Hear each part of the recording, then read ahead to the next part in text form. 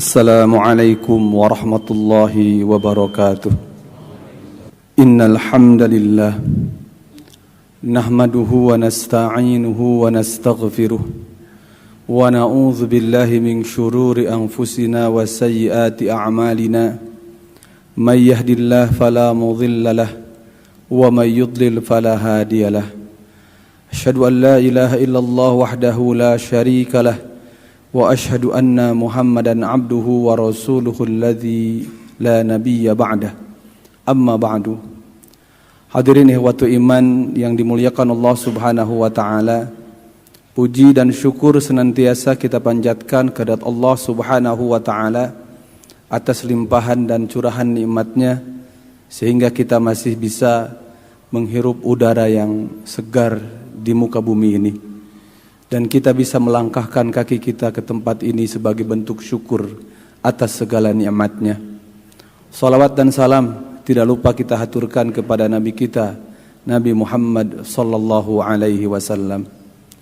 Hadirin waktu iman yang dimuliakan Allah Subhanahu wa taala. Dalam kehidupan manusia sering sekali yang menjadikan barometer dan standar hidup bagi manusia itu adalah hal-hal yang bersifat jasmani, hal-hal yang bersifat fisik, sehingga kita memandang seseorang itu hidup jika ada tanda-tanda kehidupan secara jasmaniah, secara fisik. Dia bergerak, dia bernafas, dia berkembang biak.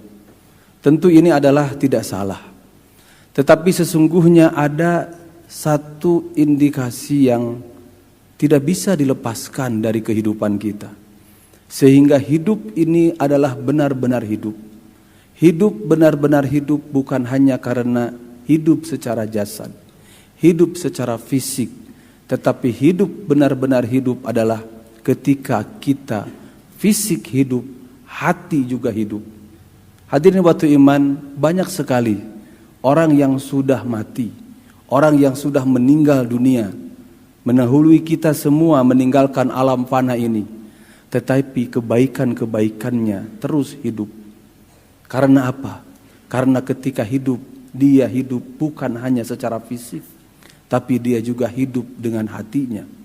Sebaliknya, banyak orang yang masih hidup di muka bumi ini, tetapi keberadaannya sama dengan ketiadaannya. Wujuduhu ka'adamihi, hidupnya laksana hewan yang hanya makan, minum, tidur, dan sebagainya. Maka hadirin waktu iman yang perlu kita hidupkan selain jasmani, juga rohani kita, juga hati kita. Allah berfirman di dalam surat Al-An'am ayat 122. A'udzu billahi minasyaitonir rajim. Awaman kana mayyitan fa ahyaynahu wa ja'alna lahu nuran yamshi bihi fin nas kama mathaluhu fidh dhulumati laysa bi kharijin minha kadzalika zuyyina lil kafirina ma kanu ya'malun.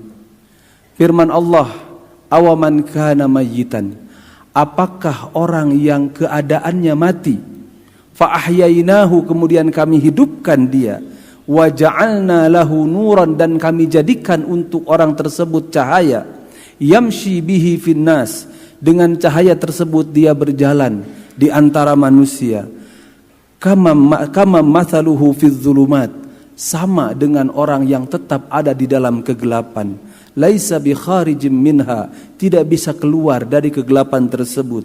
Kadzalika zuyyina lil kafirina ma kanu ya'malun, demikianlah dihiaskan kepada orang-orang kafir apa yang mereka amalkan.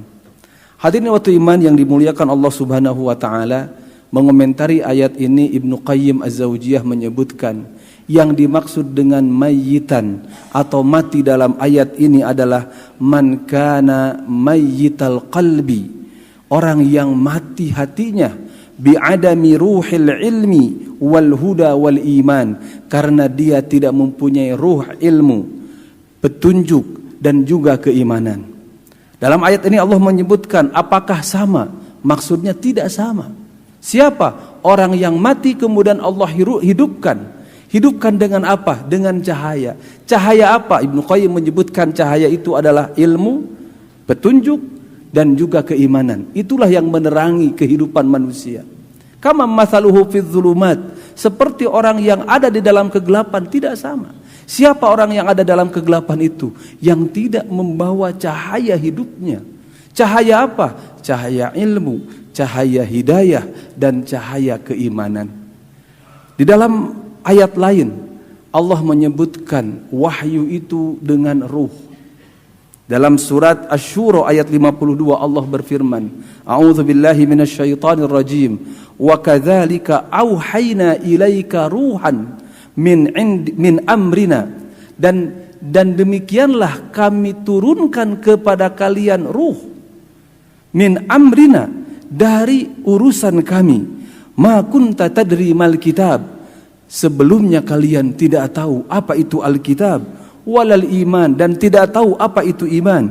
Walakin ja'alnahu nuran nahdi bihi man nasya, tetapi kami jadikan wahyu itu sebagai cahaya yang kami dengan wahyu tersebut memberikan petunjuk kepada siapa saja yang kami kehendaki min ibadina, dari hamba-hamba kami. Jadi yang menjadikan hidup menjadi hidup adalah ketika hati kita hidup. Dan hati kita hidup itu dengan apa? Dengan cahaya, dengan wahyu, dengan hidayah, keimanan, dan ilmu. Lalu yang menjadi pertanyaan, apa kira-kira kiat-kiat agar kita atau agar hidup kita semakin hidup karena hati kita hidup? Maka setidaknya ada tiga hal yang harus kita perhatikan. Yang pertama, Allah berfirman di dalam surat Al-Anfal ayat 24. A'udzu billahi minasyaitonir rajim. Ya ayyuhalladzina amanu stajibu lillahi walir rasuli idza da'akum lima yuhyikum. Wahai orang-orang yang beriman, istajibu lillah, penuhilah panggilan Allah Subhanahu wa taala. Idza da'akum lima yuhyikum, apabila Allah menyeru kalian kepada yang menghidupkan kalian, kepada satu hal yang membuat kalian hidup.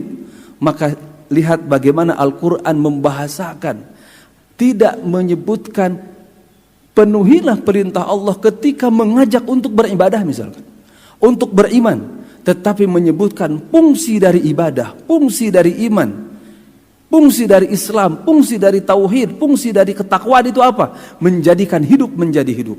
Karena itu Allah menyebutnya, jika menyeru kalian kepada siapa? Kepada apa? Kepada hal yang menghidupkan kalian. Maka lagi-lagi Ibnu Qayyim mengomentari ayat ini, fal hayatun nafi'ah innama tahsulu bil istijabati lillahi wa rasulih, faman lam tahsul lahu hadhil ijabah fala hayata lahu. Hayat atau hidup yang bermanfaat itu adalah ketika kita memenuhi seruan Allah, panggilan Allah Subhanahu wa taala. Kalaulah kita tidak memenuhi panggilan Allah dan seruan Rasulullah SAW, maka tidak ada manfaat dari kehidupan kita.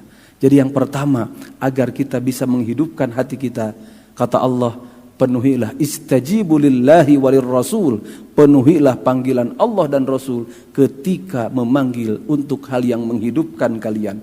Apa yang menghidupkan kalian? Tentunya di sini bukan santapan jasmani, tetapi santapan rohani, keimanan, ketakwaan kepada Allah Subhanahu wa taala. Yang kedua adalah zikrullah.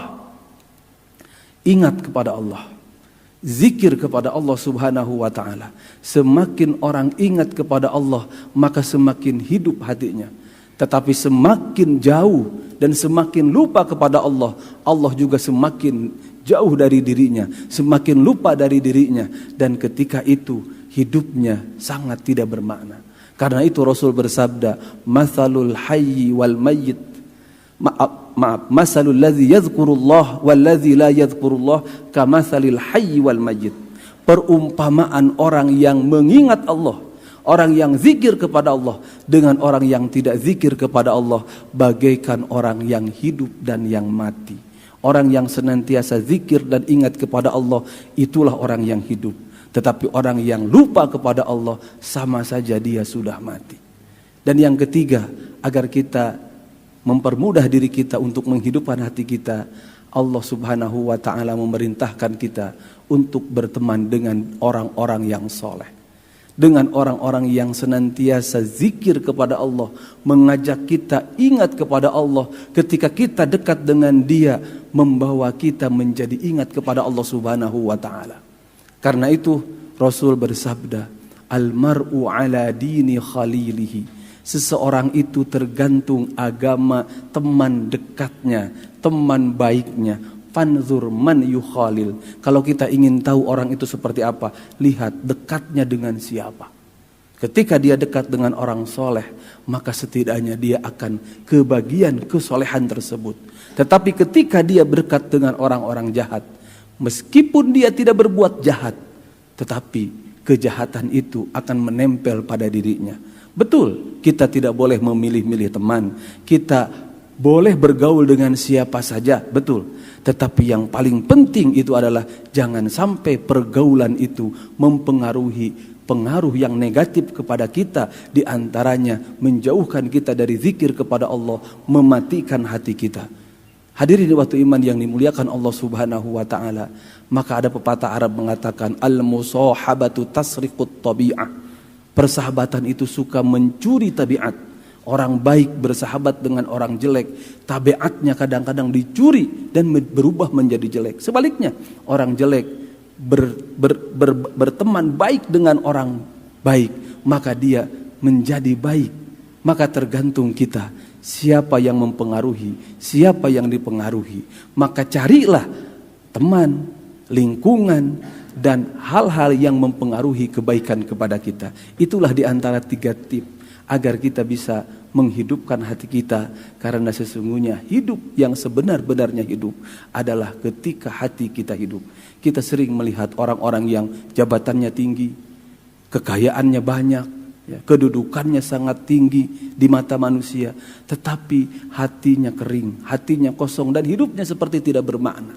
Sebaliknya kita sering melihat orang-orang yang sederhana, tetapi hidupnya sangat bermakna. Kenapa? Karena hatinya hidup. Dan yang bisa menghidupkan hati tiada lain selain zikir kepada Allah Subhanahu wa ta'ala.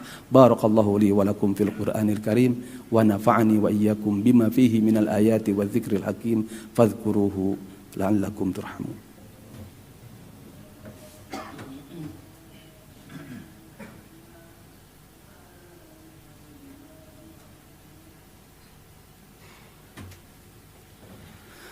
Alhamdulillahi rabbil alamin, wa bihi nasta'inu ala umurid dunya waddin, wassalatu wassalamu ala ashrafil anbiya'i wal mursalin. Ashhadu an la ilaha illallah wahdahu la syarika lah, wa ashhadu anna Muhammadan abduhu wa rasuluh alladzi la nabiyya ba'dah, amma ba'du. Hadirin waktu iman yang dimuliakan Allah Subhanahu wa ta'ala, sebagaimana fisik merasakan sakit atau tertimpa penyakit, maka hati pun demikian.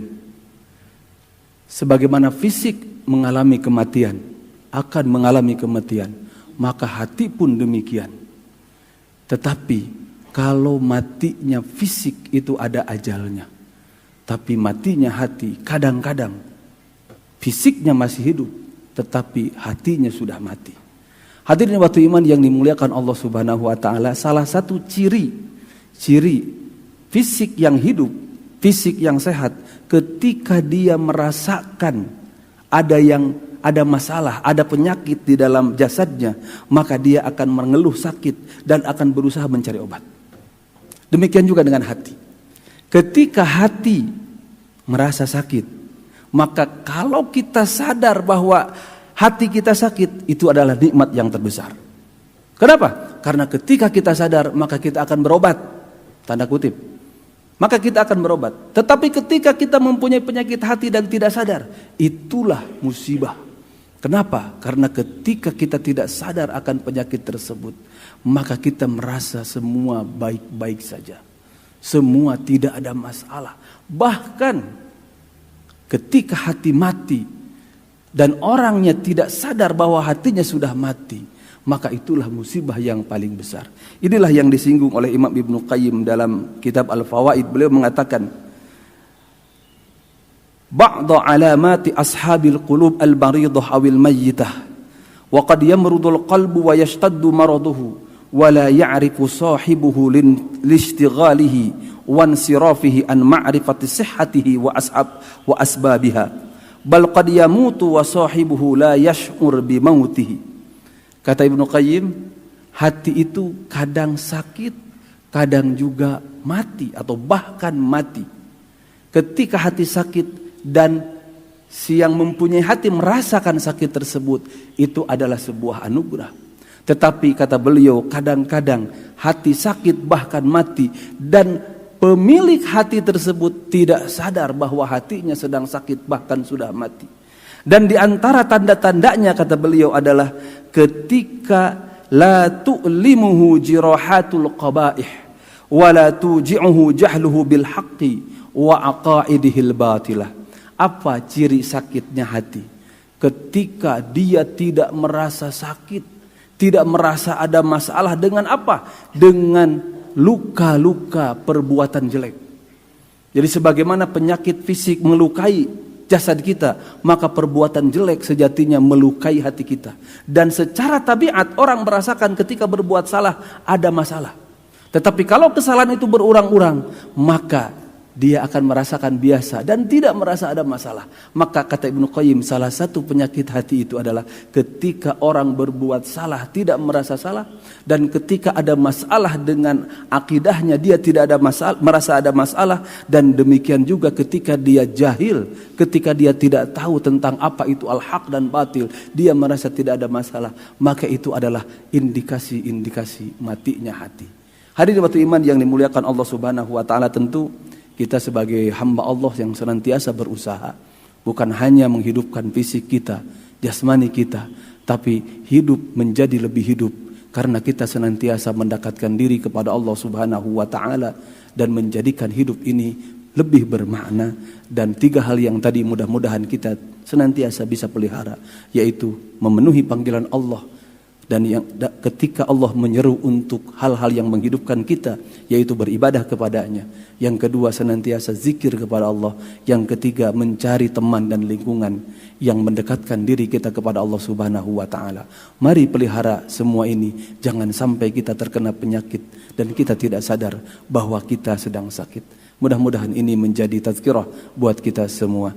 Rabbana la tuzigh qulubana ba'da idh hadaitana wa hab lana min ladunka rahmah innaka antal wahhab. Allahumma arinal haqqa haqqan warzuqna ittiba'ah wa arinal batila batilan warzuqna ijtinabah. Rabbana hab lana min azwajina wa dhurriyyatina qurrata a'yun waj'alna lil muttaqina imama. Rabbana atina fid dunya hasanah wa fil akhirati hasanah wa qina adzaban nar. Wassalamu alaikum warahmatullahi wabarakatuh.